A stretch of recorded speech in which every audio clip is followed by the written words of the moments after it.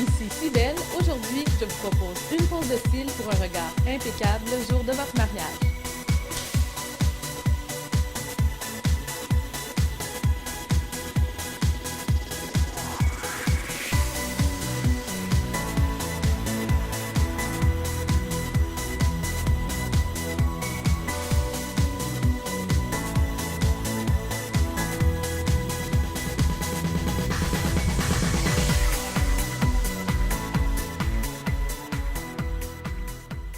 Annie Savage, technicienne et formatrice en pose de cils, nous accueille chaleureusement dans son milieu de travail pour nous donner quelques techniques et conseils importants à savoir.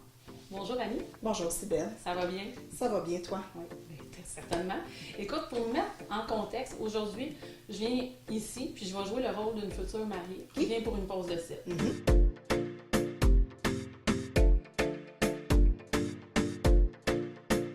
Mais avant tout, j'imagine qu'il y a des étapes. J'imagine que les mariés doivent t'appeler pour peut-être une première consultation. Comment ça fonctionne? Souvent, qu'est-ce qui arrive, c'est qu'une fois que la date de mariage est fixée, on va m'appeler 3 semaines avant. On va fixer un premier rendez-vous. Ensemble, on va établir quel look on veut. Souvent, la mariée va emmener des photos de cils du regard qu'elle aimerait avoir. Donc, suite à ça, moi, je vais regarder si le cil est capable de recevoir. Okay. Parce que ça ne veut pas dire que ce que la personne veut et ce que je suis en mesure de lui faire sur son cil naturel, on peut arriver au même résultat. Donc, on s'ajuste. Une fois qu'on a établi ce qu'on va faire la pause 3 semaines avant au cas où il y a une réaction allergique. Le temps de s'habituer, voir si on est confortable.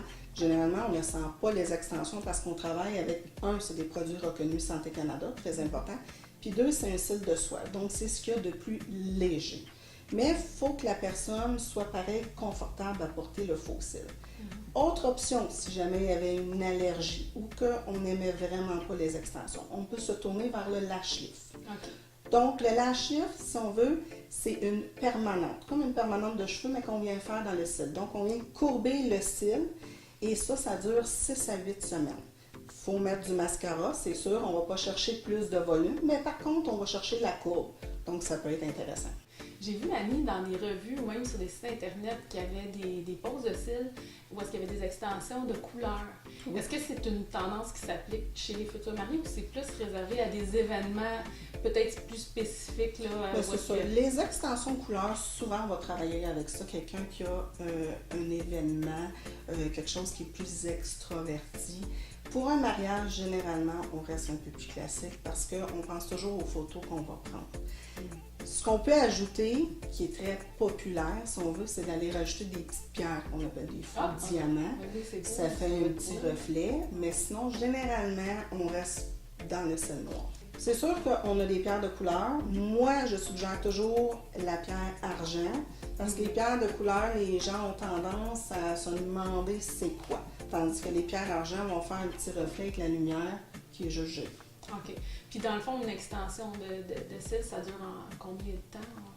Du moment qu'on installe la journée du mariage? C'est ça. Quand la personne est habituée d'avoir des extensions, donc de porter les extensions, ça va durer entre 3 et 5 semaines, dépendamment comment que la personne va faire attention. C'est sûr qu'idéalement, on va dire pas de bronzage, donc pas de bronzage en cabine. Okay. On va suggérer aussi de faire attention de ne pas mettre trop d'eau dessus. Okay. Si jamais au moment de la douche ou du bain, il y avait beaucoup d'eau, on éponge en sortant et on peigne avec la petite brosse que je vous ai remis. Okay. Le travail qu'on fait, c'est sûr qu'il est toujours garanti aussi. Fait que si jamais il y avait quoi que ce soit, toujours à votre disposition pour arranger le tout. Mais c'est sûr que les cils, c'est délicat. Donc, il faut en prendre soin. C'est certain. Est-ce qu'il y a des contre-indications quand il arrive une pause où est-ce qu'il y a peut-être justement des allergies, mais il y a des gens qui ont peut-être des yeux plus sensibles? C'est quoi qui se passe dans ce temps-là? Bien, c'est ça. S'il y avait à faire une réaction allergique, c'est sûr que la journée qu'on fait l'essai, on peut faire un test sur le bras. C'est pas 100% certain, parce que moi-même, je suis pas allergique sur le bras, par contre, je peux pas porter d'extension. Okay. C'est pour ça qu'on le fait 2 à 3 semaines avant le jour J, si on veut. Ça nous permet de voir qu'il n'y a pas de problématique. On ne voudrait pas arriver le jour du mariage pour avoir les 2 yeux enflés qui picotent, qui sont rouges. Ça doit pas être là. Donc, c'est ça. C'est pour ça qu'on suggère. C'est la prévention. Oui, c'est ça. Un coup que 2-3 semaines, on a eu l'installation, on est allé avec un certain volume. Oui. Est-ce que là, la personne peut se dire, finalement, je trouve que j'aimerais ça encore plus accentuer mon regard, là. Peut-être y aller avec un volume plus élevé. Ou peut-être que la personne trouverait que c'est peut-être trop. Est-ce qu'ils peuvent l'ajuster en cours de route? Tout se modifie. C'est sûr qu'il faut toujours respecter le cil naturel. Par contre, on peut une fois, pour le mariage, être un petit peu plus osé. Il faut faire plaisir à la... C'est ça, faut faire plaisir à la cliente. D'ailleurs, c'est sa journée. C'est donc, ça, oui, c'est vrai. Oui, tout s'ajuste, il n'y a pas de problème avec ça. Annie, quand les gens viennent te voir, j'imagine que tu es tellement habituée d'en voir qu'à un moment donné, tu sais un peu quel volume cette personne-là devrait porter. Bien, c'est sûr que, bon, ça fait quand même un bout de temps que je fais ça.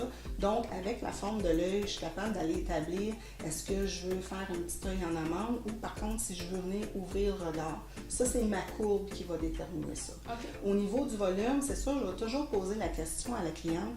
Quand vous mettez du mascara, est-ce que vous en mettez une couche, 2 couches, 3 couches? Êtes-vous du style plus naturel ou vous aimez que ça paraisse? Donc ça, c'est là que je vais venir pouvoir établir quel volume que je vais venir mettre en cils.